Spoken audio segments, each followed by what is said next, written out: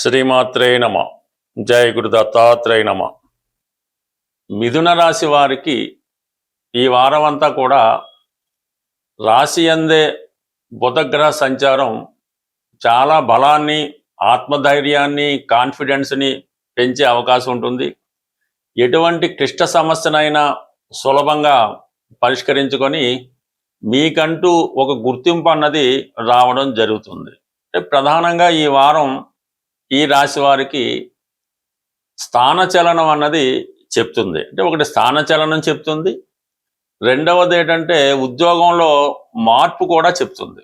అంటే ఈ వారంలో దశమ స్థానంలో ఉన్నటువంటి శని భగవానుడు వక్రగమనం పొందడం జరిగింది. సో ఆ కారణం వల్ల ఏంటంటే గతంలో మీరు ఏదైనా వేరొక ఉద్యోగానికి ప్రయత్నం చేసి ఉండి అది పెండింగ్లో ఉండో మీరు దా ప్రయత్నం విరమించుకొని ఉంటే సడన్గా మీకు ఈ వారం నుంచి ఎప్పుడన్నా సడన్గా ఆ కొత్త ఉద్యోగం మీకు వచ్చే అవకాశం ఉన్నది. లేదా మీకు ఉద్యోగంలో ప్రమోషన్ రావాల్సి ఉంది, అభివృద్ధి ఆగిపోయి ఉన్నది, ఇప్పుడు సడన్గా మీకు ఆ ప్రమోషన్ రావడం జరుగుతూ ఉంది. అంటే మొత్తం మీద ఏంటంటే వృత్తిపరమైనటువంటి మార్పు అది మీకు అనుకూలంగా రావడం జరుగుతుంది. గతంలో ప్రయత్నించేటటువంటి ఫలితం ఇప్పుడు రావడం జరుగుతుంది. గతంలో పోగొట్టుకున్నవి తిరిగి సంపాదించే అవకాశం ఉంటుంది. అంటే గతంలో ఏదో కారణాల వల్ల ఉద్యోగం పోగొట్టుకున్నాం, ఏదో మానేసాం, తిరిగి మళ్ళీ ఆ ఉద్యోగం పొందాలనే మీ ఆలోచన ఖచ్చితంగా ఈ సమయంలో నెరవేరే అవకాశం ఉంది. దానికి ఆ సహకరిస్తూ ఏమైందంటే చతుర్థ స్థానం అన్నది స్థానచలనం చెప్తూ ఉంటుంది. ఇప్పుడు అక్కడ వ్యయాధిపతిగా ఉన్నటువంటి శుక్రుడు 4వ స్థానంలో ప్రవేశించి నీచ స్థితిలో ఉండడం జరుగుతుంది. ఖచ్చితంగా ఈ రాశి వారికి స్థానచలనం జరిగే అవకాశం ఉంటుంది. అది విద్యార్థులకి కూడా కొంతమంది హాస్టల్లో చేరడం జరిగే అవకాశం ఉంది. చాలా కాలంగా అమ్ముడుపోని స్థిరాస్తి ఏవైనా ఉన్నా, ఒక వాహనం మీరు అమ్మాలనుకున్నా ఈ సమయంలో దాన్ని కంప్లీట్గా అమ్మివేయడం జరుగుతుంది. ఏదైనా ఒక విలువైంది మనకిష్టమైంది చేయిజారిపోయే అవకాశం ఉంటుంది. అంటే ఏదంటే ఇక్కడ ఏదో మనం ఒక స్థిరాస్తి అమ్మాలనే ప్రయత్నం చేస్తున్నాం, కానీ అనుకున్న ధనం అయితే రాదు. కొద్దిగా నష్టానికో మనం అనుకున్న దానికన్నా తక్కువ ధరకో అమ్మవలసి ఉంటుంది. అది కొద్దిగా నష్టపోయినట్టు మానసిక ఆందోళన కలిగే అవకాశం ఉంది. బట్ ఏదైనా కొంత బాధ తప్పకపోవచ్చు. అలాగే ఈ రాశిలో ఉన్నటువంటి స్త్రీలకి కొంతవరకు అనారోగ్యపరమైనటువంటి సమస్యలు ఇబ్బంది పెడుతున్నాయి. ఈ అనారోగ్య కారణాల వల్ల సడన్గా వచ్చే ఇబ్బందుల వల్ల ఉద్యోగపరమైన ఇబ్బందులు కూడా రావడం జరిగే అవకాశం ఉంది. అంటే ఉద్యోగం సెలవు పెట్టడం కానీ, ఈ ఉద్యోగం అది చేయలేక కంప్లీట్గా మానివేయడం కానీ జరిగే అవకాశం ఉంది. బట్ ఏదైనా ఇటువంటి ముఖ్యమైన విషయాలు చేసుకునే ముందు ఆలోచించి నిర్ణయం తీసుకోవడం అన్నది మంచిది. అంటే ప్రధానంగా శుక్రుడు నీచపడినప్పుడు స్త్రీలకు ఏదో ఒక ఇబ్బంది కలుగుతూ ఉంటుంది. గృహ వాతావరణం అనుకూలంగా లేకపోవడం, అలాగే భర్త కానీ, అత్తమామలు కానీ, తల్లిదండ్రులు కానీ సహకరించకపోవడం, అధిక ఒత్తిడి కారణాల వల్ల బ్యాలెన్స్గా వాళ్ళ యొక్క నిర్ణయాలు తీసుకోలేకపోతుంటారు, చాలా అసహనానికి గురవుతుంటారు. కాబట్టి ఒక నెల రోజులు మీరు ఈ అసహనాన్ని, ఇబ్బందిని జాగ్రత్తగా కాంప్రమైజ్ అవుతే తర్వాత ఆటోమేటిక్గా అన్ని పరిస్థితులు కూడా నెలకొనే అవకాశం ఉంది. కాబట్టి స్త్రీలు మాత్రం ఈ విషయంలో జాగ్రత్తగా ఉండండి, ఏమాత్రం తొందరపడే అవకాశం అయితే లేదు.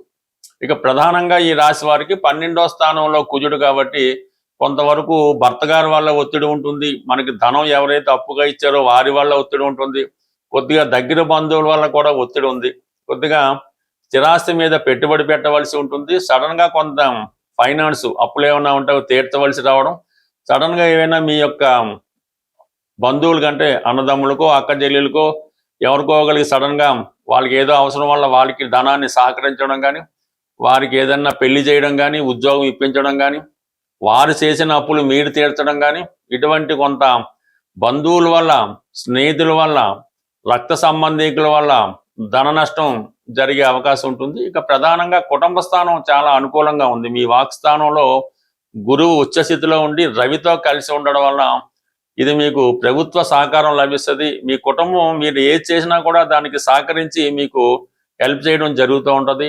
కుటుంబంలో అందరికీ కూడా ఏదో విధంగా బెనిఫిట్ జరుగుతూ ఉంటుంది.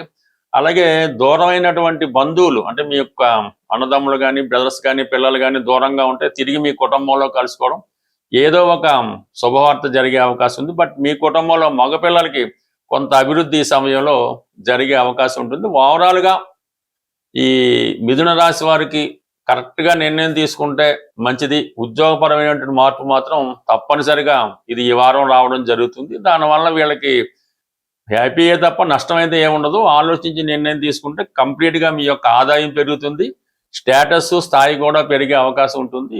గురు పౌర్ణమి సందర్భంగా మన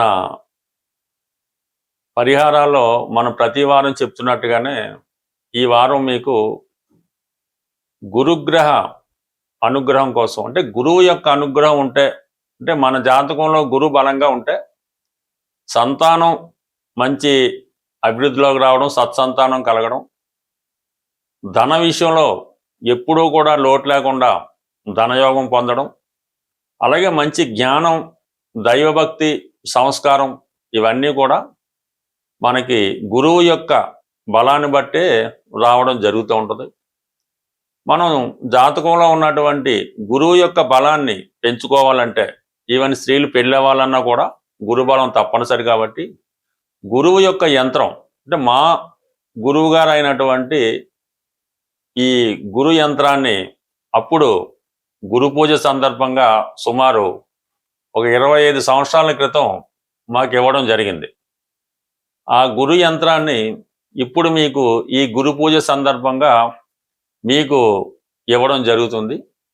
మీరు ఈ గురువు యొక్క యంత్రాన్ని స్వయంగా పసుపు రంగు పేపర్ మీద, అంటే ఎల్లో కలర్ పేపర్ తీసుకున్నా పర్వాలేదు, లేదంటే వైట్ పేపర్ మీద శుభ్రంగా పసుపు రాసి ఆ పసుపు రంగా తయారు చేసి దాని మీద ఎరుపు రంగు సిరాతో, లేదంటే మీకు రాయడానికి వీలైతే ఎరుపు రంగు సింధూరంతో కానీ దాంతో కానీ ఈ 9 గడులు యంత్రాన్ని తయారు చేసి అందులో ఈ యంత్రంలో చూపిన విధంగా అంకెలు వేయవలసి ఉంటుంది. అది మీరు స్వయంగా వేయవలసి ఉంటుంది. ఈ యంత్రాన్ని మీరు తయారు చేసినంత సేపు కూడా మనసులో ఓం నమస్వాయ అనుకున్నా పర్లేదు, ఈ కింద ఇచ్చిన గురు మంత్రాన్ని చదువుతూ తయారు చేయనా పర్లేదు, బట్ ఓం నమస్వాయ అన్నది సర్వసా బాగుంటుంది. కాబట్టి ఆ నిష్ఠతో మీరు గురువారం రోజు గురుహోరలో ఈ యంత్రాన్ని ఏ సైజ్ అయినా పర్లేదు తయారు చేసి మీ పర్సులో, లేదంటే మీ క్యాష్ బాక్స్లో, లేదంటే మీ వ్యాపార సంస్థలో, మీరు ఎక్కడన్నా సరే ఇది పబ్లిక్గా పెట్టుకోవచ్చు, లేదంటే మీరు బీరువాలో అన్నా పెట్టుకోవడం వల్ల కంప్లీట్గా మీకు ఈ గురుబలం పెరుగుతూ ఉంటుంది. ఈ గురుబలం పెరగడం వల్ల ఆటోమేటిక్గా మీకు ఈ స్త్రీలకు సౌభాగ్యయోగం కానీ, సంతాన యోగం కానీ, మగవాళ్ళకి ధనయోగం కానీ, ముందు మంచి జ్ఞానం ఇవన్నీ కూడా లభించడం జరుగుతూ ఉంటుంది. సో ఇది ఈ యంత్రానికి మీరు ఏదైనా ఈ బెల్లం కానీ అరటిపండు కానీ, అంటే నైవేద్యం పెట్టక్కర్లేదు, అక్కడ పెట్టి దాన్ని ఆవుకు పెట్టవలసి ఉంటుంది. శనగలు కానీ అంటే ఈ యంత్రానికి సమర్పించినట్టు సమర్పించి ఆవుకు పెట్టాలన్నమాట. ఆ విధంగా పెట్టడం వల్ల మీకు ఒకేసారి ఎవరికి కూడా ఫలితం ఇవ్వదు. నెమ్మదిగా మీకు వారం ఈ అభివృద్ధి కలుగుతూ ఉంటుంది. బట్ ఏదైనా ఇప్పుడు ఈ గురువు మనకి ఉచ్చులో ఉన్నాడు కాబట్టి ఈ ఫలితం మరింత తొందరగా పొందే అవకాశం ఉంది. ఖచ్చితంగా ప్రయత్నం చేయండి. మీరు ఫలితం మీరే చూసి ఆశ్చర్యపోతారు. మనం ప్రతి సంవత్సరం మా సంస్థ జ్యోతిష విజ్ఞాన కేంద్రం తెలంగాణ హైదరాబాద్ వారి ఆధ్వర్యంలో ఈ గురు పూజ అన్నది నిర్వహించడం జరుగుతూ ఉంటుంది. మరి ఈ సంవత్సరం మన హైదరాబాద్లోని సూరవరపు ప్రతాప్ రెడ్డి తెలుగు యూనివర్సిటీ, అంటే నాంపల్లిలో ఉంటుంది, ఆ యూనివర్సిటీలో మన ఈ సమావేశ మందిరంలో ఈ ఆగస్టు 2వ తారీఖున ఈ సమావేశం నిర్వహించడం జరుగుతుంది. ఇది సుమారుగా ఉదయం 10 గంటల నుంచి సాయంకాలం 5 గంటల వరకు జరుగుతుంది. ఇందులో మీకు ప్రముఖ వ్యక్తులు ఆహ్వాన పత్రికలో చూపించినట్టు వాళ్ళు